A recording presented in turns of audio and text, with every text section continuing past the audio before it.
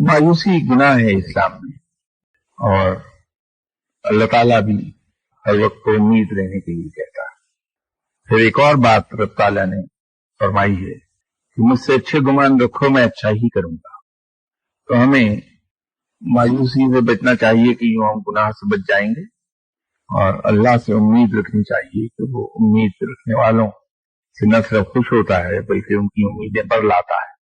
और अल्लाह से ये अच्छा गुमान भी रखना चाहिए कि ये मुआशरा, मौजूदा मुआशरा ऐसा मुआशरा बन जाएगा जिसका हर फर्द इकबाल का मर्द मोमिन होगा। तो अल्लाह से यही गुमान रखिए तो अल्लाह अपने वादे के मुताबिक अच्छा ही करेगा।